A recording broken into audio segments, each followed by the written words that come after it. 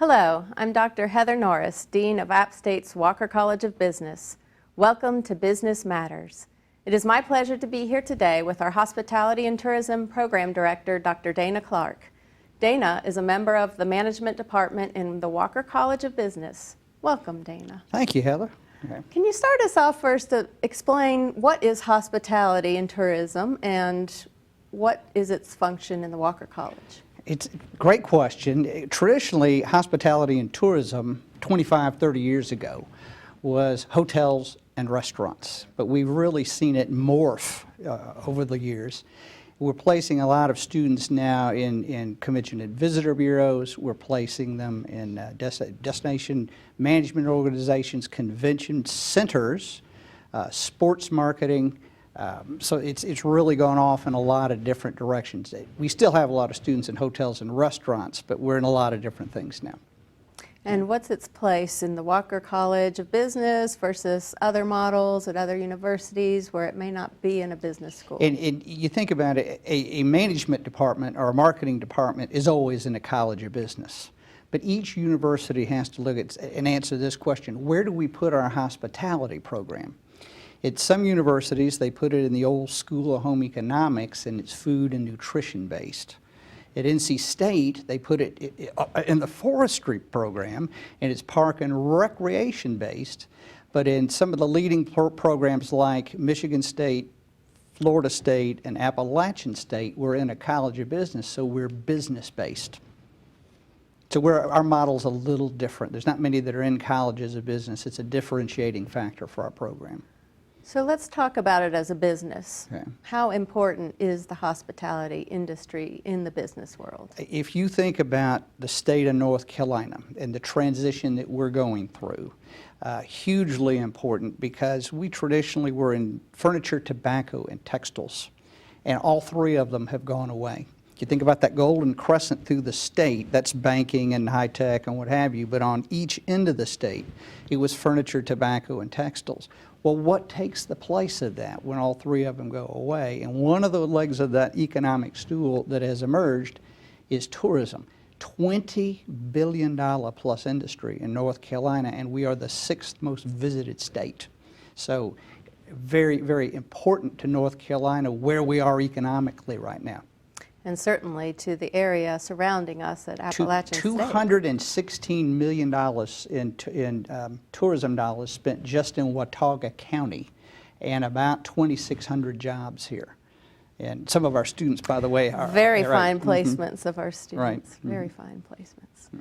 So where do our hospitality students go when they graduate? Well, they go a little bit of everywhere.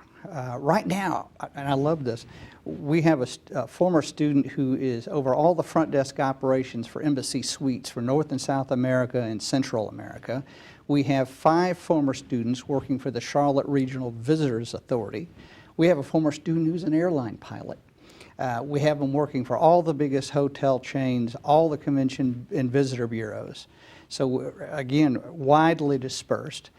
An increasing number of our students are going into meeting and event planning, and some of them are quite daring and have gone into wedding planning. The average wedding in America today, and this is painful because I have a daughter who is 26, average wedding in America today costs about $31,000. So, and increasingly those weddings are destination weddings.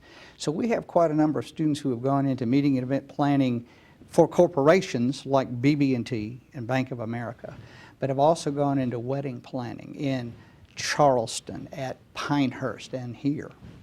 It's an incredible industry, and as you said, one that continues to become more important to our area and for our students. And you were telling me a little bit earlier today, off camera, about a wedding that your daughter had recently been in, which was a staggering She story. went down to Charleston. It was an old Charleston family, and they had one of the houses on the Battery down there. 13 bridesmaids, 13 groomsmen. There were 4 bridesmaids parties, 2 in Charleston, 1 in Charlotte, a central location, and 1 in Raleigh for the groom. I had never heard of this, but since it happened, I understand it's quite common now for there to be a bridesmaids trip. So they did a bridesmaids trip to New Orleans, brunch at Brennan's and all of that. And then you remember in the old days when a wedding was at a church and then you walk downstairs to the fellowship hall right? Well, at this one they all got there Thursday, and they had a big reception at one of the big historic homes. Friday, rehearsal, and then a rehearsal dinner at the Charleston Yacht Club. Lunch, by the way, at the Country Club of Charleston. And then hair and makeup began at 11 in the morning for a 6 o'clock wedding with 4 hair people and 4 makeup people. By the time it was done, easily over $1 million for this wedding. I hope that your daughter and my daughter don't get any ideas. Well, I am taking notes because, as you know, I have one that's got a few more years, I hope, until she gets to that point in her life. But when she does, it'll be an interesting experience for sure. And good for our students, as you're describing, the number of events for a single event with multiple parts, multiple moving parts. So would that be one person planning all those events, or usually, is that... you have wedding planning organizations, and usually you have that pro who has been through it and has all those contacts. You need somebody who's really networked into a community to make something like that work, because you're pulling in a lot of people. But usually you have that one lead person, but then on the wedding day itself, everybody's wired up with the walkie-talkies, and they're making it all happen. So it's quite an event. Mm-hmm. So a student pursuing a hospitality and tourism degree isn't going to start out at that level of coordinating that entire event. How do they start out? We intern a lot of students with meeting and event planners and with wedding planners. They go through that whole process and see it. A lot of those people actually start off working at hotels. We've had a number of people who became wedding planners in hotels in Las Vegas, and I think I mentioned Pinehurst and in Charleston.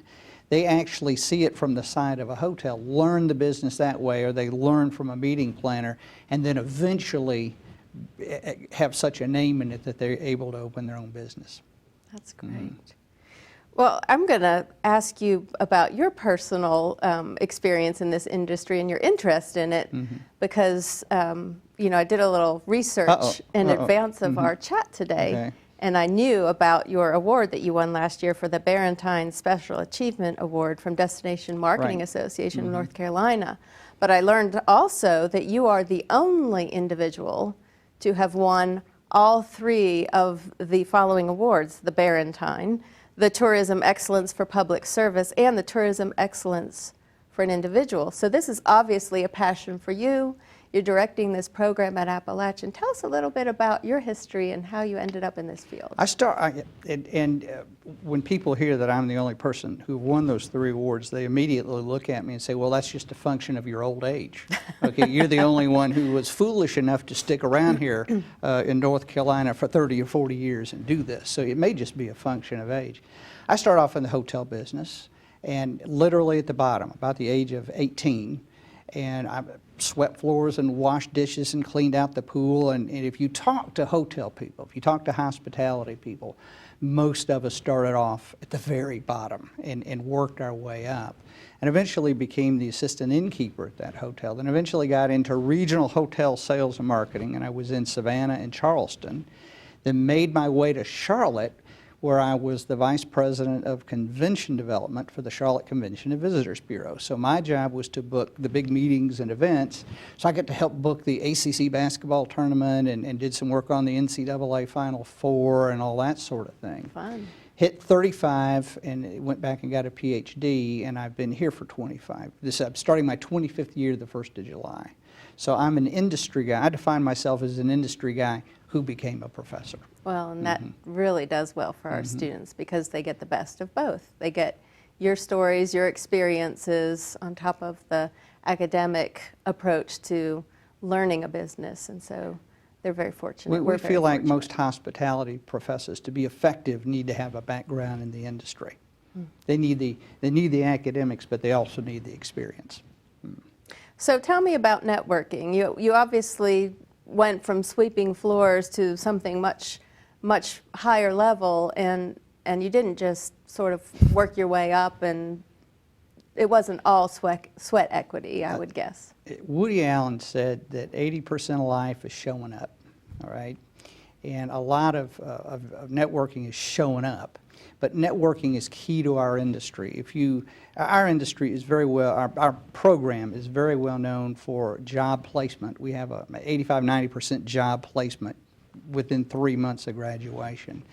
If you go to our Facebook page, Appalachian State Internship Facebook page, you can see that we have a great record in placing our students in great internships. Well, that doesn't just happen. That's all about networking, getting out there and being part of boards and interacting with industry and asking a lot of questions. And it's something, especially the senior year, we try to instill in our students. That is the professors, we go to a lot of industry events and functions all over the state, and we always try to take students with us. Showing up is 80% of life. And if we can get a student to show up, we really increase the probabilities of their getting a great internship or a great job when that time comes. Well, I applaud you for that. Is it important for hospitality students to work part-time while they're pursuing their degree? Well, moms and dads will disagree no matter what I say. Some will say, you know what, you just need to concentrate on your studies and have a high grade average. And there's others that will say, you know what, this is costing us so much money, you're going to have to go to work. But the hospitality answer to this is that when they go out, get ready to interview in the real world, the people doing the interview in our industry don't want to just see academics. They want to see that you have also worked. That's part of the reason that we require an internship between the junior and the senior year. But we really urge our students work 10 or 15 hours a week at something. And the great news there is that so many of our former students are running the hotels and the restaurants and the country clubs in the area that we're very good at placing them into that sort of thing. It also then makes what we're talking about in the classroom more meaningful, and it allows them to participate in the classroom, although sometimes it's a little scary for the professors because they'll disagree and say, no, we're doing it this way now. So it can be a little intimidating, but it's fun. Well, it's a learning experience for both sides, which is really the richest environment that we can have for our students. So that's wonderful. So talk a little bit about personality. Does a hospitality and tourism, to be successful in that industry, is being an extrovert a requirement for that? Wouldn't you think, so many people have that conception, all right? Really, to be in the hospitality industry, don't you have to be extroverted? It's amazing, but if you go out and really get to know the folks who have made it in the industry, a surprising number of them are actually introverted. But that means that they are great listeners. That means quite often they're very detail-oriented. They're able to listen, get it all down, really not only find out what a customer wants, but they get to the point they can anticipate it. So some of the best people in our industry are actually the introverts. I mean, you wouldn't think that. No. But some of the quieter people end up some of the most successful people, because that skill set that they have sets them apart. Extroverts are out running around and may not pick up on the nuance. The introvert picks up the nuance and thus is able to deliver quite often a product as good or better than the extrovert does. You may enjoy dinner with the extrovert more, but you may enjoy the product that the introvert puts out there more, if that makes sense. Good to know, good to know. So let's talk about the future of the program and about the industry. Where do you see things going? What are your top priorities for the coming years? What kind of new initiatives do you see on the horizon? There's a number of new trends in the industry. Okay, right off the bat, we've hit on weddings. And just to take that a little step further, it used to be, traditionally weddings were in the hometown of the bride, and they were planned by the bride and the bride's mother. All right. Well, now the bride is more likely to have gone to college than the groom. She is employed, but increasingly they want a destination wedding. So that is why we see this proliferation of wedding planners. The bride doesn't have time to plan it. She has the money for it, but she doesn't want it in her hometown. So right off the bat, weddings. Second big trend in North Carolina, and this one really just popped up a couple of years ago, not just in North Carolina, everywhere, sports marketing for convention and visitor bureaus and for hotels. Right now in Charlotte, in Greensboro, and in Raleigh, the convention and visitor bureaus there are booking more sports business than they are association and corporate business. The market's gotten that big. And here's an interesting factoid. You think, well, is that just the big sporting events? Well, it's partially that, but it's a whole lot of those kids' teams. You think about the softball and the lacrosse and all that. And the most lucrative groups to book are the women's teams. And you say, well, why would that be? Well, when the boys' teams go out on the road, one family goes and 3 or 4 boys go with the family. And once they play the game, then the boys go back to the hotel and they play computer games. When women's groups go out on the road, all right, every family goes, so you have a much bigger hotel usage. And when they're done, they don't go back to the hotel room and play computer games. They go to the mall and they shop. So there's a much bigger economic impact. So looking off down the road. Then I would also say, Beer City, USA. Would you have ever believed that Beer City, USA would be Asheville, North Carolina? But it has been, all right, and it's because of the growing craft beer industry. We have a fermentation program here. Yes, okay? we do. And so we are seeing that is a huge burgeoning industry and something we in North Carolina are really good at. We're also getting good at wine. We have all these wineries in North Carolina. Well, they need managers and they need marketers. So we see an increasing, we have a number of students last summer and this summer interning with craft brewery people, all right? So some new trends, some real new trends in that area. The final one that I'll talk about, and obviously I'm enthused and I could go on forever, but the whole food scene in North Carolina, would you believe that the #1 read article for about 3 days in the New York Times about 2 summers ago was about the food scene in Durham, North Carolina? You think, Durham, North Carolina. But we're really set up well here. As recently as 3 or 4 years ago, the average entree on your plate traveled 1,100 miles. Wow. Which meant it wasn't fresh. No. Okay. Now we've gotten into the fresh food. And here in North Carolina, we're blessed. We're not far from a coast that can supply us with seafood. We have farms in the area, and the restaurateurs have gotten together with the farmers and said, these are the sort of special products we need. We have a real food scene developing here. So we have a number of students who have gone that route. Right? Well, that's a really fascinating route, and you see those farm-to-table restaurants now, and a lot of our local restaurants around campus have locally grown produce, and it's a noticeable difference to the palate. That's not, North Carolina was never known for its culinary scene, but we are now. We are now. And it's not just, and we have wonderful barbecue, don't get me wrong. That's all right, true. we're not one to impugn the barbecue thing, but we're more than barbecue now. Yes. Yeah. And I'm not a native North Carolinian, but I have grown to love the barbecue and much more. Well, I have to ask you a question. Do you like the vinegar base or do you like the tomato base better? I prefer the tomato base. Okay. Yes. Okay. You go in South Carolina, there's an area down there where they have mustard-based barbecue. I'll have to try It's that a German next. area, and it's actually yellow. It's a mustard-based. Wow. It's pretty good. I haven't tried it yet. There you go. I'll put it on my Yeah. list. Yeah.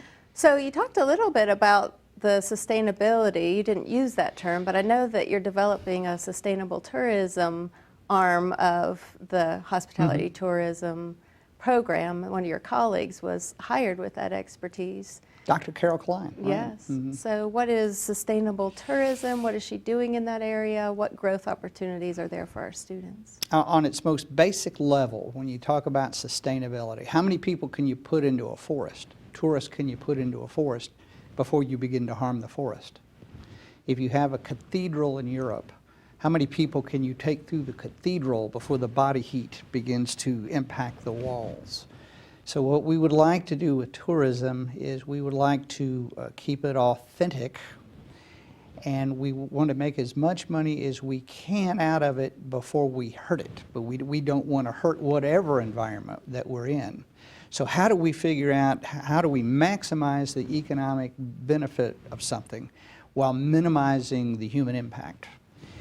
Carol Klein is an absolute expert in that area, has taught sustainability for years. It's something we haven't gotten into in enough detail. And absolutely one of the reasons that Carol, a number of reasons that Carol got hired is she's fabulous, but one of the biggest reasons she got hired is that she's an expert in that area. If you have an algae bloom at the coast, the people are not going to go down there and go to the beach. And if we have too much smog up here in the mountains and we kill the trees, well, then there's no leaves and there's no reason to come up here. And if there's too much haze, then you can't see off, and that's why people come here all through the year. So in the hospitality industry, we have learned that a good environment is vital for our success. Critical. Okay.